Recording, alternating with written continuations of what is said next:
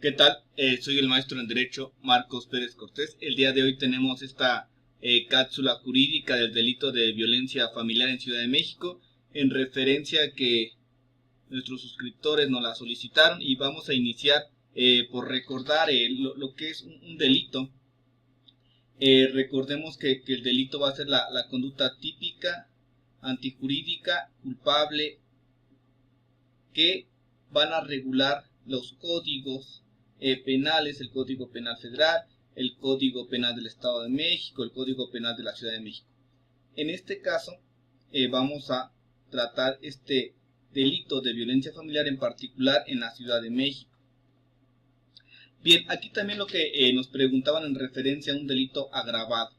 Aquí tenemos que un delito agravado se establece cuando los elementos que se agregan al tipo penal básico se manifiestan una serie de circunstancias que van a agravar la responsabilidad penal y como consecuencia va a haber un aumento en la punibilidad.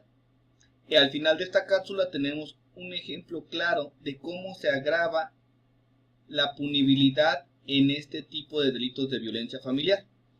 Bien, también es importante mencionar nuevamente cómo podemos o cómo pueden iniciar una denuncia. Pueden iniciarla por escrito, por comparecencia, que se presenten ante la agente del Ministerio Público, o pueden presentarla de manera virtual.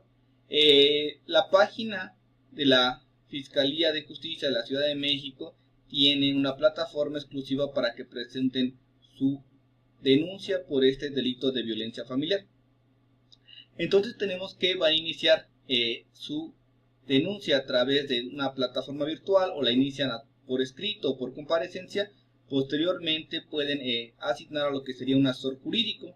De ese asesor jurídico van a empezar a incorporar lo que se conoce como registros de la investigación. Estos registros de la investigación pueden ser audios, videos, la entrevista de la víctima, testigos, entre otros. Y una de las medidas más importantes que se deben solicitar ante lo que sería el agente del Ministerio Público sería la medida de protección, que se quiere una medida de protección para la víctima, y también en referencia a esta medida de protección que manden a Seguridad Pública, ya sea de Ciudad de México, Seguridad Pública de alguna entidad, en dado caso que el delito sea en otra entidad, para que resguarden y protejan a la víctima de este delito. También se le puede girar un oficio por parte del agente del Ministerio Público al agresor o al presunto agresor para que deje de seguir ejerciendo cierta violencia, y se le puede informar también por escrito. Bien, de acuerdo al Código Penal de la Ciudad de México, tenemos que el delito de violencia familiar en Ciudad de México va a ser a quien por acción u omisión ejerza cualquier tipo de violencia, sea física, psicológica, sexual, económica, patrimonial o contra los derechos reproductivos, que ocurra o haya ocurrido dentro o fuera del domicilio o lugar que habiten. Posteriormente, este artículo 200 del Código Penal de la Ciudad de México menciona al cónyuge, al concubino, nos da un catálogo de apartados o fracciones en las cuales quiénes son las personas que pueden o podrían ejercer esta violencia familiar.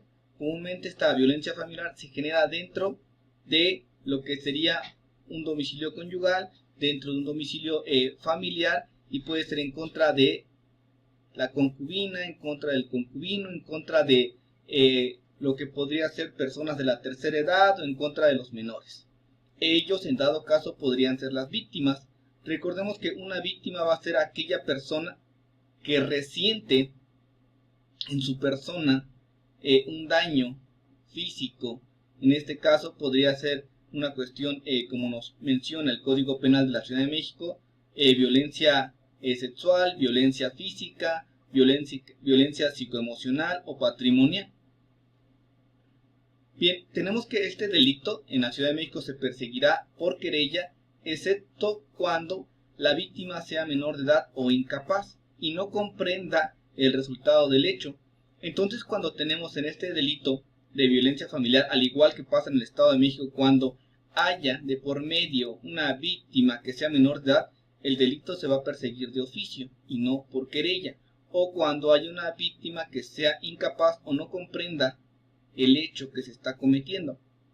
Entonces, aquí si es de oficio, el agente del Ministerio Público va a estar obligado a iniciar esta carpeta de investigación, a recabar registros de la investigación, a citar a el presunto indiciado, a proporcionar una medida de protección, a girar un oficio para que este presunto indiciado deje de cometer actos de violencia en contra de la víctima o de las víctimas, a solicitar lo que sería la intervención de la policía para la protección de las víctimas de este delito.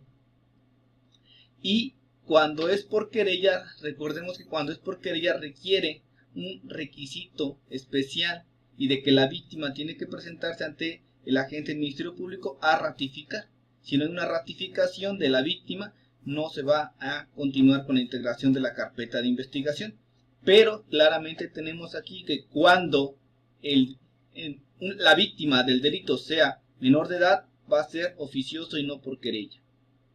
Bien, en referencia a la agravante que les comentaba, en caso que la víctima padezca un trastorno mental diagnosticado, ¿qué es esto?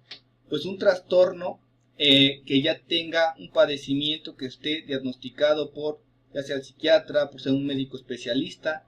Entonces aquí tengamos este trastorno mental diagnosticado, tenemos ya esa certificación. Si esta persona, el indiciado, el imputado, está ejerciendo esta violencia en contra de esta persona, se va a aumentar en una mitad la pena que comprenda en referencia al delito, y el juez va a valorar el tipo de rehabilitación a que está sujeta la víctima para la imposición de las sanciones. Entonces aquí tenemos un ejemplo muy claro en referencia a lo que comentábamos aquí de un delito agravado, las agravantes, cómo se agravan o por qué se agravan. Hacía referencia al aumento en la punibilidad en un delito agravado. Y entonces aquí retomamos la agravante que nos menciona el mismo artículo 200 del Código Penal de la Ciudad de México, en referencia a que va a ser un delito agravado en el cual se va a aumentar en una mitad la pena que corresponda cuando la víctima padezca un trastorno mental diagnosticado. Aquí tenemos claramente el ejemplo que nos solicitaban, cómo va a haber este incremento de la pena, y el juez va a determinar qué tipo de rehabilitación necesita, qué medicamentos, etcétera, para la imposición de sanciones, obviamente para el incremento de esta imposición de sanciones. Bien, por nuestra parte sería todo por esta ocasión en esta cápsula jurídica. Pedimos que nos pongan sus comentarios, que se suscriban a nuestro canal, y bueno, todos los comentarios de manera respetuosa son bienvenidos. Y aquí tenemos esta cápsula jurídica que nos solicitaron y esperemos que abone a su conocimiento jurídico. Les agradezco.